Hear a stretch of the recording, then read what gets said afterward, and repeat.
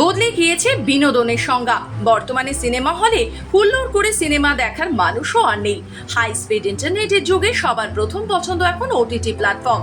ফলে বাড়িতেই সিনেমা দেখেন অনেকে, না হলে ডাউনলোড অপশন তো আছেই।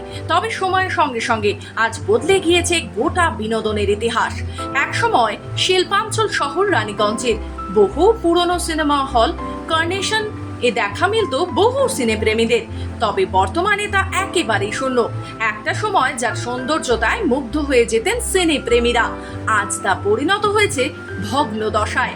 এখন রানীগঞ্জবাসীর কাছে শুধুই রয়ে গেছে তার স্মৃতিটুকু। ইতিহাস মানে আমরা অনেকবার সিনেমা দেখেছি হলটায়। এইটা মুন্সি হল মানে পরিচিত। এখানে ভালো চালু ছিল হলটা, ক্যান্টিন ছিল এই সামনে ক্যান্টিন। এখানে সিনেমা দেখেছি, অনেক ভিড় হতো, মোটামুটি ভালো হল ছিল। অঞ্জনা অরুণটকি এই কর্নারসান ভালো হল ছিল।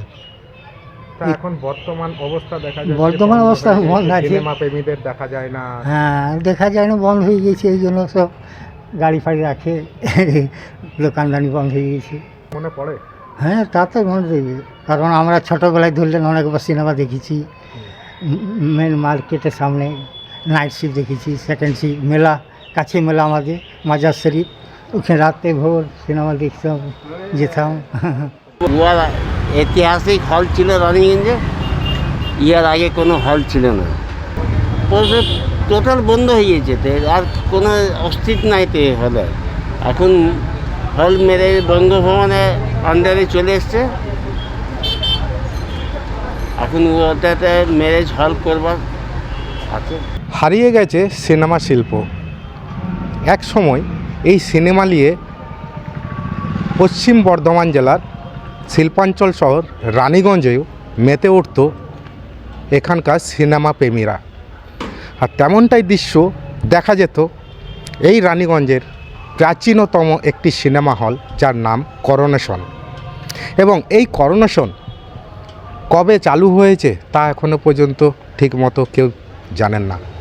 কিন্তু এই করোনেশন সিনেমা হল থেকে বহু মানুষের, রানীগঞ্জের বহু বাসিন্দাদের রয়ে গেছে একটা স্মৃতি হিসেবে।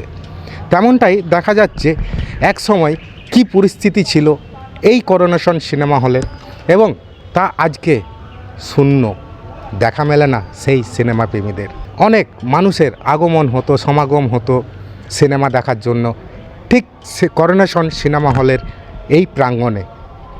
তা কিন্তু একেবারেই শূন্য হয়ে গেছে। জানা যায় বহুকাল আগে এই কর্নেশন সিনেমা হল নাট্য মন্দির হিসেবে পরিচালনা ছিল। মৃত্যুঞ্জয় চট্টোপাধ্যায় নামক এক বলিষ্ঠ নাগরিক রায় সাহেব উপাধি পাওয়ার পর সেই ফাঁকা জায়গায় নাট্যমঞ্চ করে তোলেন। যদিও তা কিছুদিন চলার পরে পরিণত হয় থিয়েটারে। এরপর থেকে সেই সিনেমা হল মুন্সি বাবু সিনেমা হল নামে পরিচিত ছিল। তবে বহুদিন পর তার নামকরণ করা হয় কর্নেশন। এখানটাতে কিছু লোক ছিলেন, মৃত্যুঞ্জয় চট্টোপাধ্যায়, তারপরে আমার ঠাকুরদাদা বিমলচন্দ্র গুপ্ত, হ্যাঁ এইরকম দ্বারিকানাথ সেন, হ্যাঁ এইরকম সমস্ত কিছু লোক ছিলেন, হ্যাঁ ফণীন্দ্রনাথ সরকার, এরা সব ছিলেন। এরা নাটক ভালোবাসতেন এবং নিজেরা নাটক করতেন। সেই নাটক করবার জন্যে, নাটককে মঞ্চস্থ করার জন্যে এই নাট্যমঞ্চটা তৈরি হয়েছিল তখনকার দিনে। আর এই যে জমিটা ছিল, এই জমিটা ছিল মৃত্যুঞ্জয় চট্টোপাধ্যায়, যিনি রায় সাহেব উপাধি পেয়েছিলেন, এবং তিনি তখন এই জায়গাটা উনি দান করে দিয়েছিলেন যে এটাতে নাট্যমঞ্চ হোক, নাটক তৈরি হোক, নাটক হবে, ইয়ে হবে। সেইটা কতদিন চলেছিল তারপরে সেটা বলতে পারবো না, কিন্তু বেশ কিছুদিন ওটা চলেছিল। পরবর্তী পর্যায়ে যখন ওই নাট্যমঞ্চগুলো আর কুশীলবরা যারা নাটক ফাটক করতেন তারা আর হয়তো পেরে উঠলেন না, বা কোনো কারণবশত সেই নাটকের দলটাই ভেঙে গেল, দিয়ে নাটক আর হচ্ছিল না, তখন ওটা কি করা যাবে? তখন একজন মহামেডান ভদ্রলোক রানীগঞ্জেই থাকতেন, তার অরিজিনাল বাড়ি গয়াতে, তিনি এটাকে ভাড়া নিলেন, দিয়ে এটাকে সিনেমা হল তৈরি করলেন। এবং সিনেমা হল তখন উনি নাম দিয়েছিলেন, বা হয়তো ঠাকুরদাদারাই নাম দিয়েছিল করোনেশন। দেখা যাচ্ছে সেই প্রাঙ্গণ যেখানে দরজা, যে দরজায় মানুষেরা ভেতরে প্রবেশ করত, এখনও পর্যন্ত কিন্তু লেখা রয়েছে 2.5 বৎসরের ঊর্ধ্বে পুরো টিকিট লাগিবে। এমনটাই কিন্তু ডিসিপ্লিন এখানে গেটের সামনে, সেই ডিসিপ্লিন এখনও লেখা রয়েছে। এবং এই সেই দরজা, এবং তার পাশে রয়েছে সেই জালি দেওয়া সেই উইন্ডো, যদিও না বলা চলে, এখানে রাখা হতো যে সিনেমা চলতো সেই সিনেমার কিছু ছবি। এটাও সেই একটা গেট যা রয়ে গেছে এখনও পর্যন্ত সেই কর্নেশন সিনেমা হলের স্মৃতি। দেখা মেলে না সেই সিনেমা প্রেমীদের।